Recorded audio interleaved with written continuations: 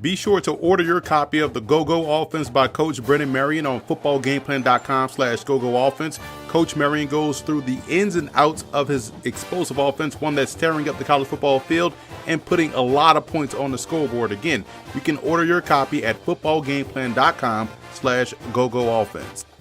Welcome to footballgameplan.com, where football makes sense. I'm Emory Hunt, the czar of the playbook, bringing you some coverage from MetLife Stadium, where the New York Giants played the New York Jets in a preseason game, and the Giants came away victorious by the score of 31-22. Now, these two teams play later on in the regular season, so this game, which is normally played in week 3 of the preseason, was bumped up to week 1, so that way they can get this game out of the way and get ready for the rest of the preseason and then in preparation for the regular season. Now, here are some of the quick takeaways from this ball game, starting with the Giants offense.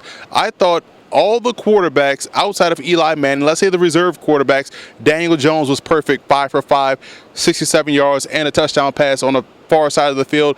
Perfectly placed pass in the end zone for a touchdown to Benny Fowler. Then you had Alex Tanney come into the ball game. He performed really well for 2 quarters, did his thing, moving the football up and down the field in the passing game. Had a deep throw down here to Alonzo Russell. Also had a pretty pass on this side of the field to Reggie White Jr. And Kyle Lauletta came into the ball game, and on that end of the field threw a nice back shoulder dime to TJ Jones for a touchdown. So all of the quarterbacks did exceptionally well. Another takeaway from this offense was the fact that the offensive line, I thought, did a really good job in pass pro. I don't believe any one of the quarterbacks, Eli, Tanney, Jones, or Lauletta, hit the ground. The pocket was kept clean. Those guys found targets deep down the field, and that's why their offense was able to have success. Defensively for the Giants, you like what you saw from the back end. The secondary had a lot of work. A lot of young guys were able to get their feet wet in the NFL with their play.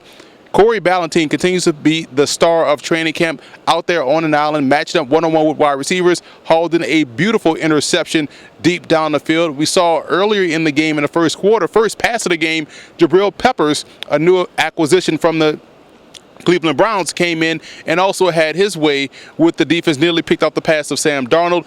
But you also saw DeAndre Baker, the first-round pick, had success as well in coverage. He was called for a ticky-tack pass interference on that end of the field, but I thought it was great coverage. But again, all of these guys stepped up and showed themselves positively on film. Julian Love got a lot of reps. We saw him play in the slot. We saw him play shallow as a safety. He had his struggles, but also was able to compete well, finish the game well, and I thought overall was on the upswing with his play. So that's it from the Giants standpoint. From the Jets standpoint, offensively, you have to like what you saw from the first drive with Sam Darnold. He seems to have already set the tone for what he's going to do this upcoming season. I thought him and Jamison Crowder, and new acquisition coming in from the Washington Redskins, had tremendous chemistry, which is why they were able to convert on third down, and Crowder on this end of the field scored a touchdown, the only touchdown by the starters to open the game. So first drive was excellent. Darnold nearly threw the intercept, but was able to rebound, convert some third downs, getting himself out of a jam with his legs, scrambled around, finding guys open down the field, and found Crowder in this end zone. So again, Crowder had 3 receptions on that opening drive. The chemistry between those two guys looked to be where it needs to be for these guys moving forward in this season. Defensively, I thought they were gap sound. I thought they were fundamentally sound. They were aggressive, nice tackling. They were where they needed to be as far as run fits are concerned. In coverage, they didn't allow the Giants to go deep down the field. And I'm talking about the starters in this case, but the reserves started to give up a little bit defensively. But one thing that they did well was stop the run, and I thought that was impressive for this defense, considering it's very vanilla, because both teams, again, will play each other in the regular season. So if I had to give a game ball, it has to go to Daniel Jones, quarterback of the New York Giants.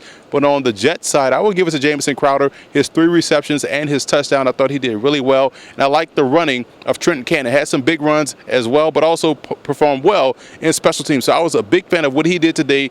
Outstanding job by Cannon on special teams and on offense. So overall, the Jets still have some work to do offensively and defensively, but you have to like what you see from both teams as they will meet later on in the regular season. So that's a wrap here from MetLife Stadium. I'm Emory Hunt, the czar of the playbook. Be sure to follow me on all of my social media accounts, and don't forget to check out and subscribe to the Football Game Plan Network, located at youtube.com/footballgameplan, and on Thursdays and Fridays at 6:30 p.m. Eastern Time. Be sure to check out the Football Game Plan show on the Game Plus Network. Check your local listings for channel listings.